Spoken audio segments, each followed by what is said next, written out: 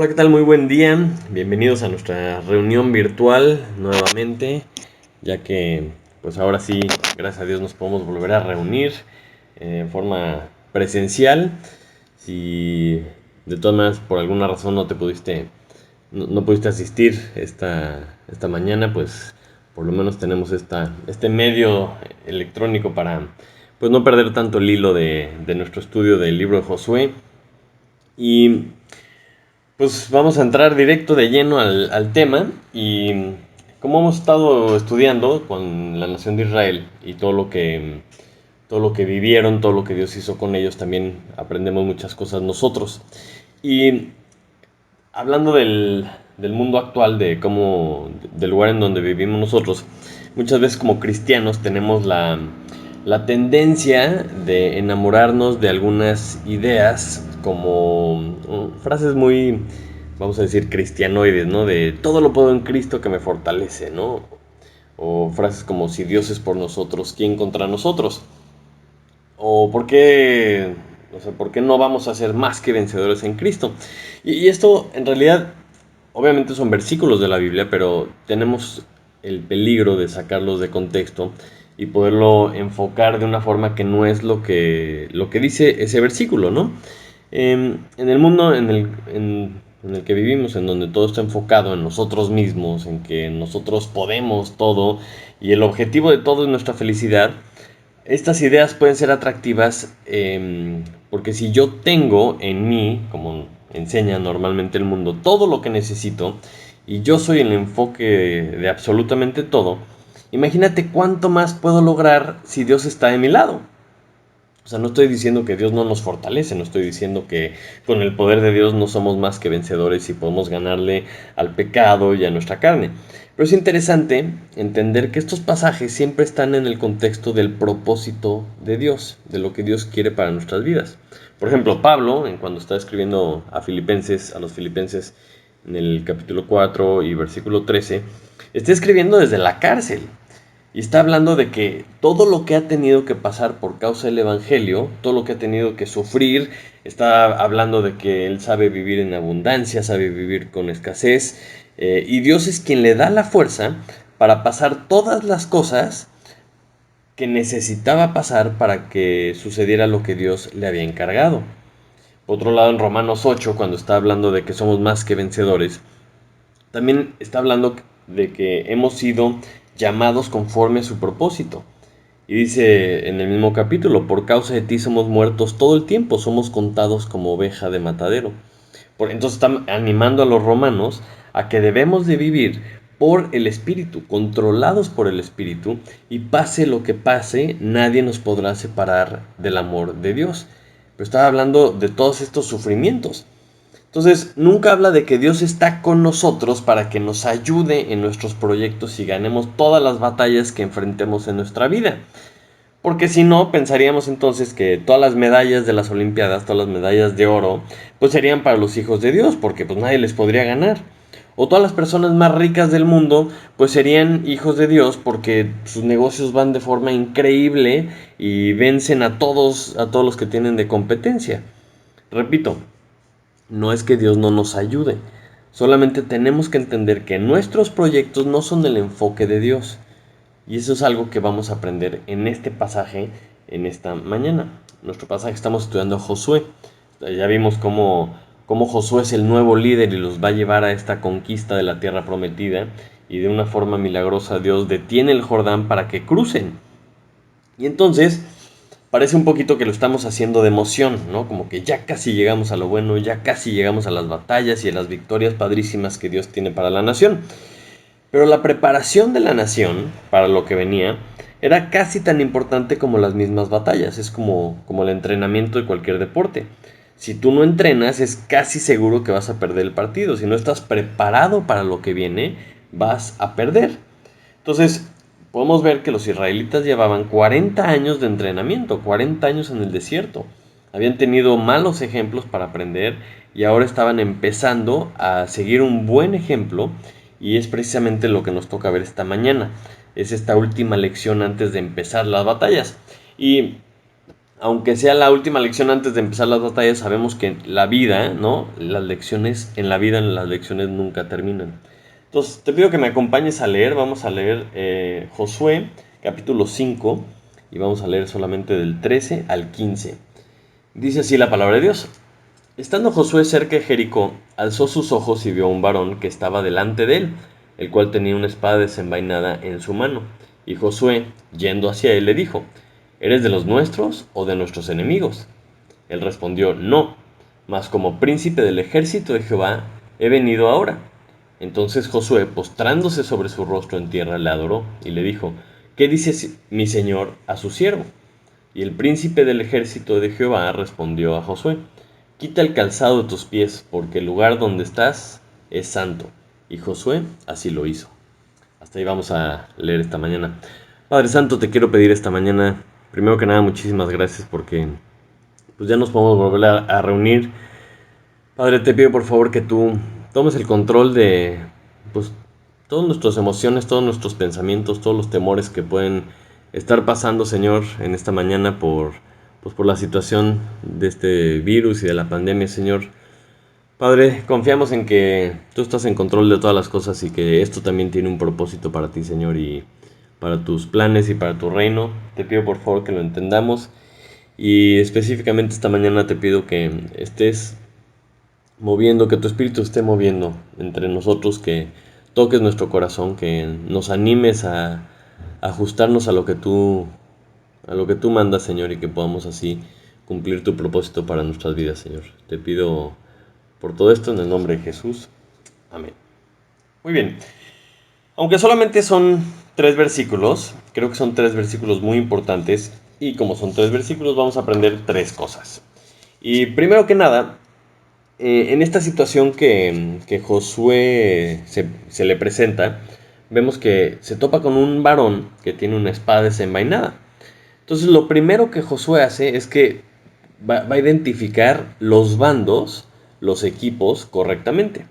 Vemos que el versículo 13 dice que estando Josué cerca de Jericó, alzó sus ojos y vio un varón que estaba delante de él, el cual tenía una espada desenvainada en su mano.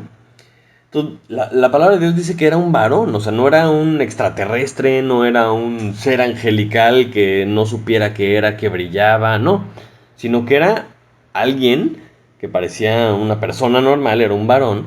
Tan es así que se le acerca a Josué y le pregunta: ¿Eres de los nuestros o de nuestros enemigos? Porque él tenía que identificar de qué equipo era, ¿no? Traía la espada desenvainada con una posición de ataque y él quería saber, pues, de qué equipo era. Pero en el versículo 14, la respuesta que le da este varón es muy interesante. La pregunta es: ¿eres de los nuestros o de nuestros enemigos? Y este varón le contesta: no. Es decir, o sea, la pregunta no cabía una respuesta no.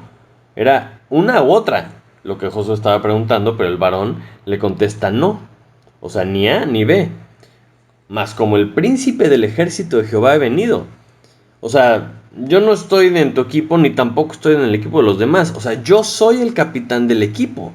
Entonces dices: ah, caray, o sea, esto es una respuesta bastante interesante que le contesta que no. O sea, yo no soy de un equipo, yo soy el príncipe del ejército de Jehová. Entonces la identidad de este personaje es bien importante, porque, pues, ¿quién es? Y vamos a ver un poquito hacia atrás qué información tenía Josué. Y para eso te pido que me acompañes a Éxodo capítulo 23. Éxodo capítulo 23 y el versículo 20 hasta el 23. Éxodo 23, capítulo 20 dice: He aquí, yo envío mi ángel delante de ti para que te guarde en el camino y te introduzca en el lugar que yo he preparado. Guárdate delante de él y oye su voz, no le seas rebelde, porque él no perdonará vuestra rebelión, porque mi nombre está en él. Pero si en verdad oyeres su voz e hicieres todo lo que yo te dijere, seré enemigo de tus enemigos y afligiré a los que te afligen, a los que te afligieren. Porque mi ángel irá delante de ti y te llevará a la tierra del amorreo, del eteo, del fereceo, del cananeo, del heveo, del jebuseo, a los cuales yo haré destruir. Entonces es increíble que Dios le está diciendo a Moisés en aquel entonces que él iba a mandar a su ángel y este ángel los llevaría a la tierra. Entonces Josué conoce esto, Josué sabe esto y lo identifica. Y nosotros sabemos que lo identifica por la respuesta que tiene. Una vez que le contesta que no, que es el príncipe del ejército de Jehová, dice que Josué, postrándose sobre su rostro en tierra, le adoró. O sea, se postró con su rostro en tierra y le adoró porque identificó exactamente de quién se trataba. Entonces aquí la pregunta es si nosotros entendemos quién es. En la Biblia encontramos dos historias similares. La primera está en Números 22. Números 22, versículo 23. Es una, es una historia en donde un profeta que se llama Balaam lo estaban contratando básicamente los enemigos de Israel para que maldijera a la nación de Israel. Entonces, ¿qué les dije? Números 22, perdón. Números 22, versículo 23. Ya me estaba cambiando el capítulo. Dice así. Bueno, entonces este profeta, nada más para tener un poquito de contexto, empieza a ir hacia estas personas que lo querían contratar en contra de la voluntad de Dios. Y iba montado en un asna que era de él y constantemente se iba alejando del camino por donde él quería que fuera. Entonces, dice el versículo 23, y el asna vio al ángel de Jehová, que estaba en el camino con su espada desnuda en su mano. Y se apartó el asna del camino e iba por el campo. Entonces azotó Balaam al asna para hacerla volver al camino. Entonces básicamente el asna ve al ángel de Jehová con la espada desenvainada y dice, yo me voy de aquí. Entonces empieza a ir por otro lado y Balaam le empieza a azotar y azotar y azotar.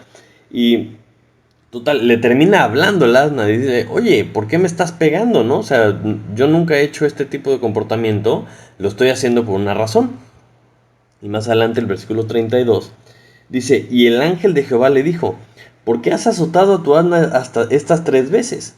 He aquí yo he salido para resistirte porque tu camino es perverso delante de mí.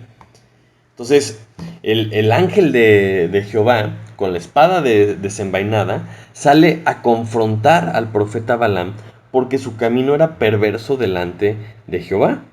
Entonces, en este caso, una de las enseñanzas es que sale el ángel de Jehová a resistir al profeta porque no estaba haciendo lo que Dios quería, sino que estaba siguiendo su propio plan. Estaba, de hecho, pues cobrando por profetizar y estaba haciendo una serie de cosas terribles delante de los ojos de Jehová. Por eso manda a su ángel para que lo resistiera. Y otra de esas historias muy, muy interesantes la encontramos en Primera de Crónicas. Primera de Crónicas, capítulo 21. Y un poquito para entender qué es lo que está pasando aquí. A David se le ocurre hacer un censo, es decir, contar cuánta gente tenía, ¿no? Entonces manda a Joab, uno de sus ejércitos, uno de sus príncipes y a sus príncipes del pueblo, a contar cuánta gente había.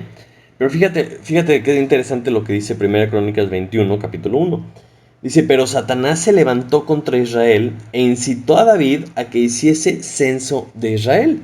Y esto era algo muy grave, esto era un pecado tremendo porque en el corazón o la motivación de hacer un censo era ver qué tan grande era mi nación, ¿no? Qué tan grande, qué tan numeroso era mi ejército.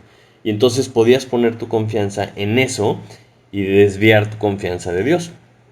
Y más adelante el versículo 16 dice, y alzando David sus ojos, vio al ángel de Jehová que estaba entre el cielo y la tierra, con una espada desnuda en su mano, extendida contra Jerusalén.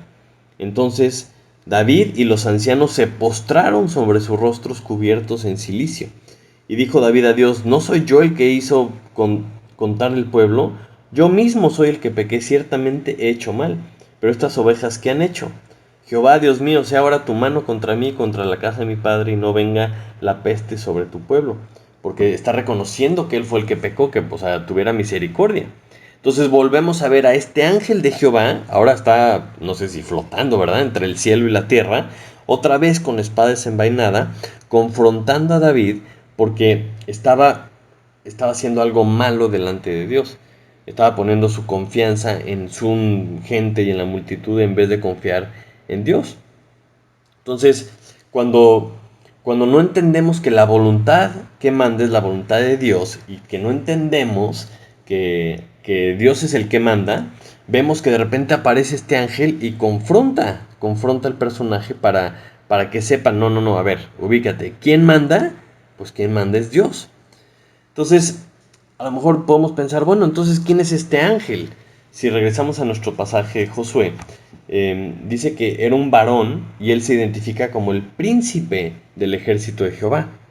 Podríamos pensar a lo mejor que pues es un ángel normal, pero es interesante comparar las apariciones de algunos pasajes de la Biblia, como los que encontramos en Apocalipsis, cuando un ángel, vamos a decir, normal, aparece.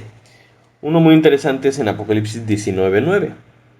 Dice, y el ángel me dijo, escribe, bienaventurados los que son llamados a la cena de las bodas del Cordero. Y me dijo, estas son palabras verdaderas de Dios.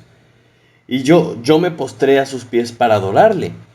Y él me dijo, mira, no lo hagas. Yo soy consiervo tuyo y de tus hermanos que retienen el testimonio de Jesús. Adora a Dios, porque el testimonio de Jesús es el espíritu de la profecía. Entonces tenemos varios ejemplos en Apocalipsis, también en Apocalipsis 22, en donde Juan, o sea, se postra a adorar a este ser, ¿no? A este ángel, y el ángel le dice, no, espérate, no hagas esto porque, o sea, yo soy un consiervo tuyo, soy servidor de Dios igual que tú. Entonces no permite que lo adoren. Y vemos una reacción también interesante en Juan 20, 28 y 29. Y te estoy llevando por todos estos versículos porque es importantísimo que la Biblia se explique sola. Es importantísimo que busquemos en la Biblia a qué se refiere o quién es este personaje que está saliendo aquí. Juan 20, en el versículo 28, cuando está identificando Tomás con quién está hablando, eh, versículo 27 dice, luego dijo a Tomás, pon aquí tu dedo y mira mis manos y acerca tu mano y métela en mi costado y no seas incrédulo, sino creyente. ¿Se acuerdan? Cuando vuelve a aparecer Cristo resucitado. Y dice, entonces Tomás respondió y le dijo, Señor mío y Dios mío. Y aquí Jesús no se lo... Ahora sí que no lo regañó, no le dijo, no me adores, sino que está aceptando la adoración porque es digno de la adoración, porque es Dios. Entonces cuando vemos que Josué se postra sobre su rostro y adora en tierra a este varón que es el príncipe del ejército de Jehová, entendemos entonces quién es.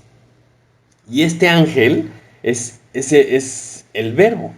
Este ángel de Jehová es el verbo, ¿no? Que es el que lleva a cabo las acciones del Padre. Juan 1:1 nos habla de que en el principio era el verbo y el verbo era con Dios y el verbo era Dios desde el principio. Cuando están en la creación, que dice hagamos al hombre a nuestra imagen conforme a nuestra semejanza, está hablando en plural porque son las tres personas de nuestro Dios, el Padre, el Hijo y el Espíritu Santo. Entonces, esta, como mencionan algunos, es una cristofanía, una aparición del verbo, una aparición de Cristo en el Antiguo Testamento. Y entendemos esto porque recibe la adoración y no lo rechaza, sino que la acepta porque Josué entendió perfectamente quién era, lo identificó. O sea, él dijo, este es el príncipe del ejército de Jehová. No solo un ángel como un mensajero, sino era algo más arriba. Y si regresamos a la respuesta del ángel de Jehová, lo que él quiere dejar claro es que le va a explicar a Josué cuáles son los bandos. O sea, no es que el bando era Israel o los enemigos de Israel. El bando correcto era él. O sea, el bando correcto es Dios. Y entonces, o estás en el equipo de Dios o estás en contra del equipo de Dios. Y punto. Y antes de entrar a la batalla como nación, y Josué como líder de esta nación debía tener perfectamente claro quién era el que mandaba, porque no era él, no era Josué. Entonces se le aparece el príncipe del ejército de Jehová y le dice, yo soy el que mando. Entonces no es que yo esté en tu equipo o tú estés, no. La pregunta correcta es, ¿tú estás en mi equipo? Porque yo vengo a hacer aquí mi plan.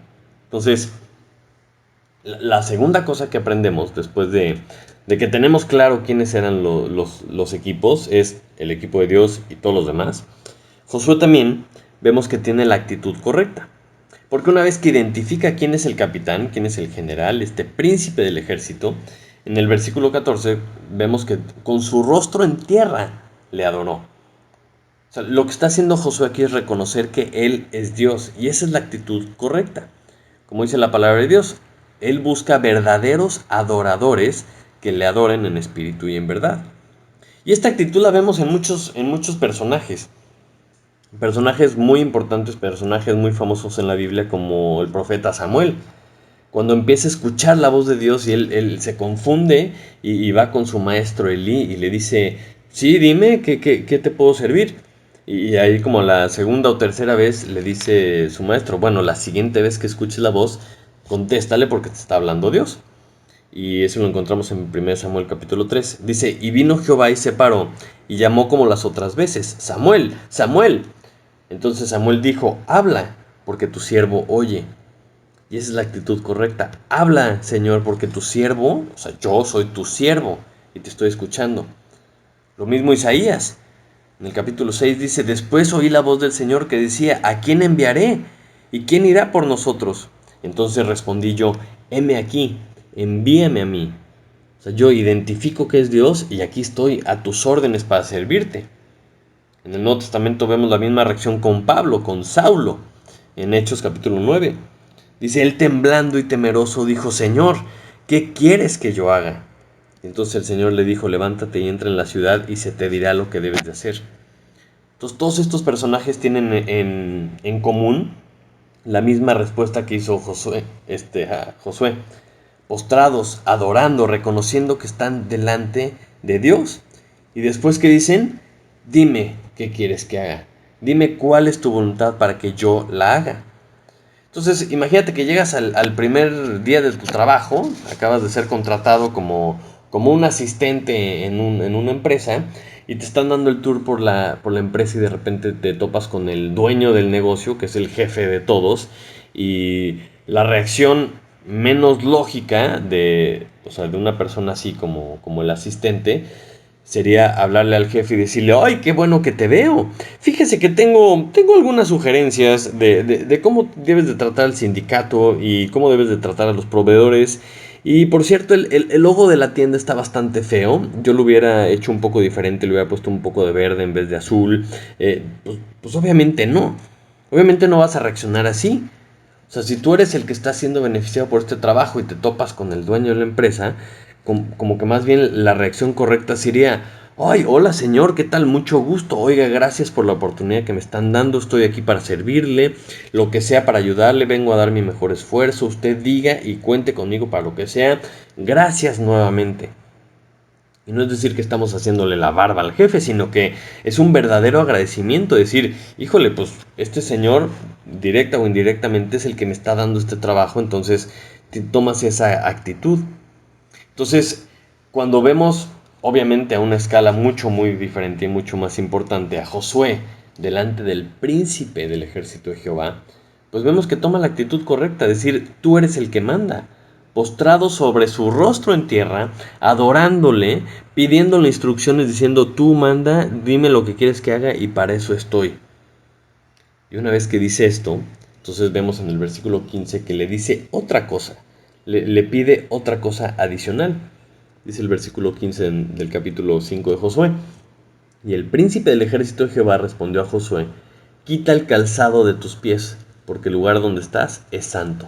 Y Josué así lo hizo. Entonces lo primero que le dice, lo vuelve a obedecer, como es una costumbre que hemos estado viendo en Josué, cada cosa que Dios le dice obedece. Pero vemos algo interesante, porque le dice que se quite el calzado de sus pies, porque el lugar que está pisando es un lugar santo. Entonces, vemos que tiene aquí como su propio encuentro personal con Dios, como lo había tenido Moisés en la zarza unos años atrás, ¿no? Y en el desierto, como que Dios le hablaba a Moisés, estando en el monte o en el camino, pero ahora tiene este encuentro personal con Josué. Le dice, quítate el calzado de tus pies. Entonces ya es algo que él tiene de forma personal con Dios. Y es interesante que dice, porque el lugar en donde estás es santo. Entonces podríamos pensar, ¡ay, qué lugar tan especial!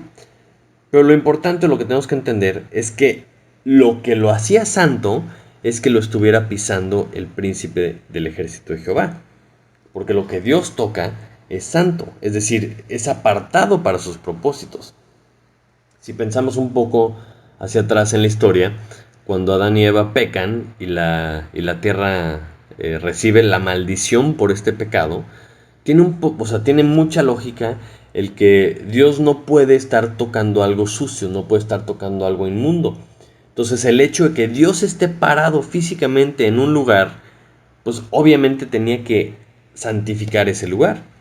Es como la ley que en los tiempos de Jesús decía que no podías tocar algo muerto, no podías tocar algo muerto porque era en contra de la ley.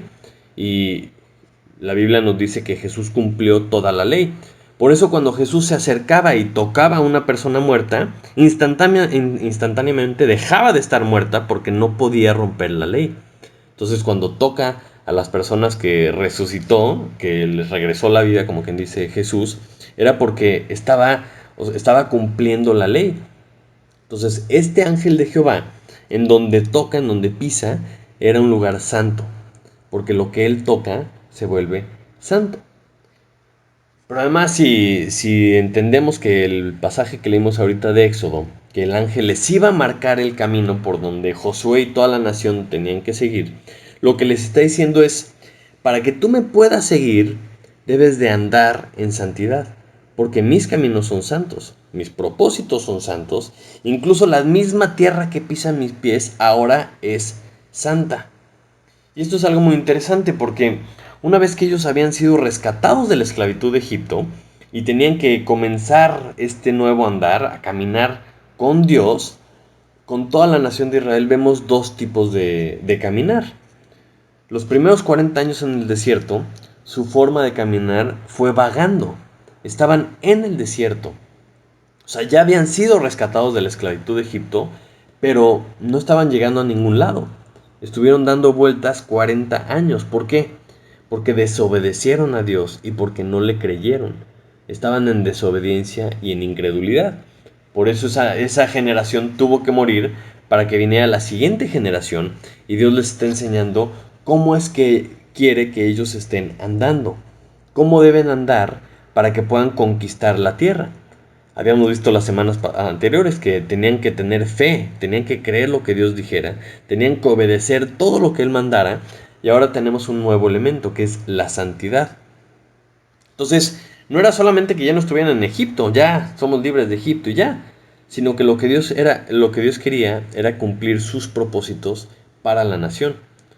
Y antes no habían visto a Dios, salía como una nube de día y una nube de fuego en la noche, pero ahora ve al príncipe, se topa con el príncipe con la espada. Y la clave para poderlo seguir es mantenerse en santidad. O sea, no solo ahí, sino en cada paso del camino. Y esta era la lección que les quería dar. Esta era la lección que les quería dar para lo que iba a venir más adelante, que es lo que vamos a ver en los próximos capítulos, empezando a partir del capítulo 6. Pero bueno, con todo esto, ¿qué aprendemos nosotros? Con 3 versículos tan cortitos, ¿qué podemos aprender nosotros? Hemos visto todas estas semanas el cuadro que es la nación de Israel para nosotros como creyentes. La nación completa es un cuadro de lo que pasa con nosotros como creyentes. Entonces, si Dios ya los había sacado de Egipto, de la esclavitud de Egipto, es como cuando Dios saca al creyente de la esclavitud del pecado. Y dice, nos volvemos siervos porque fuimos comprados. No somos esclavos por amor.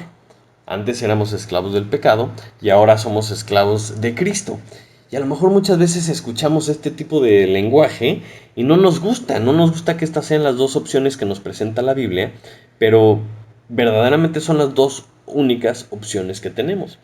O somos esclavos del pecado para la muerte, o somos esclavos de Jesús por amor, para salvación y para cumplir sus propósitos.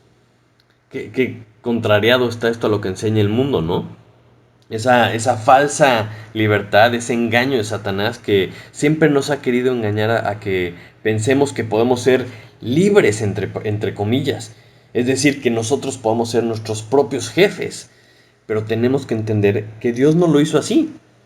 Porque sin Él, lo único que tenemos seguro es la muerte eterna. Porque la Biblia dice que la paga del pecado es muerte. Y Dios es el que puso las reglas. Pero como Él puso las reglas, también Él es el mismo que nos da el regalo, la salvación, la vida eterna en Cristo Jesús, Señor nuestro. O sea, Él no solamente puso las reglas, sino que también puso la solución para nuestro pecado. Y entonces tenemos que ver esto como un privilegio que Dios nos da, porque en su infinita misericordia, ¿no? Él haya decidido mandar a su Hijo para morir en nuestro lugar. Y que extienda como una invitación abierta o sea, su salvación a todo aquel que en Él cree. Es lo que dice, todo aquel que en Él cree no se pierda, mas tenga vida eterna. Y eso es un verdadero privilegio, el decir, podemos ser parte de su familia. Y solamente necesitas creer lo que Dios está diciendo. Y si tú crees lo que Él dice, Él va a venir a morar en ti. Y una vez salvo, ¿no? Si tú dejas de vagar, dejas de caminar en círculos, dejas de desobedecer, dejas de no creerle a Dios, dejas de andar en rebeldía y emprendes el camino que Él quiere que sigas, tarde o temprano te vas a topar con Jesús, con Él como tu Señor, no solamente como tu Salvador, sino como tu Señor. Y te vas a topar con su espada desenvainada, que es la palabra de Dios. Y te va a confrontar y te va a decir, a ver, ¿qué onda? Buenos días. Este, quiero saber de qué equipo juegas, de qué lado estás. ¿Estás de mi lado? ¿Eres de mi equipo? ¿O eres del otro equipo? Porque solamente hay dos.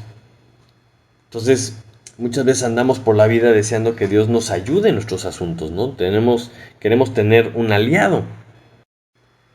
Y entonces nos hacemos la pregunta que Josué hizo, ¿no? De, ay, yo quiero, ¿estará Dios de mi lado? ¿Podré tener los beneficios de que Dios esté de mi lado? Cuando la verdadera pregunta es, ¿estoy yo del lado de Dios? O sea, porque si yo entiendo ya los equipos, si entiendo que estoy en el equipo de Dios, o sea, lo que necesito hacer ahora es obedecer. Por eso Jesús decía, si me amas, guarda mis mandamientos.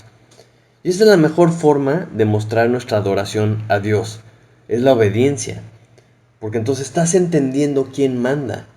No quieres mandar tú, entiendes que Él manda, entonces lo adoras y dices, Señor, aquí estoy, dime qué quieres que haga. O sea, nadie se va a topar con Jesús, o sea, nadie va a toparse con Dios y le va a decir, ay, qué bueno que te veo. A ver, ven, quiero que me expliques bien cuál es tu plan, quiero que me aclares algunas dudas que tengo, que son algunos temas que no están muy claros. Pero por supuesto que no. O sea, nunca vemos a alguien en la Biblia que se pone al tú por tú exigiéndole a Dios que le responda las cosas. Cuando te topas con Él, o sea, la actitud correcta es, Señor, aquí estoy a tus órdenes, tú mandas, dime qué quieres que haga. Y esa es la actitud correcta. Y Él cuando te confronta en tu vida como creyente, te va a decir tarde o temprano, si me vas a seguir a mí, tienes que caminar en santidad. O sea, Dios lo que toca se vuelve santo, es decir, apartado para Él. Entonces, cuando vemos que la Biblia nos dice ser santos como Él es santo, no es un castigo en donde perdemos la posibilidad de hacer todo lo que nosotros queremos. O sea, ¿no? Y nos tenemos que volver un tipo de santurrones o algo así.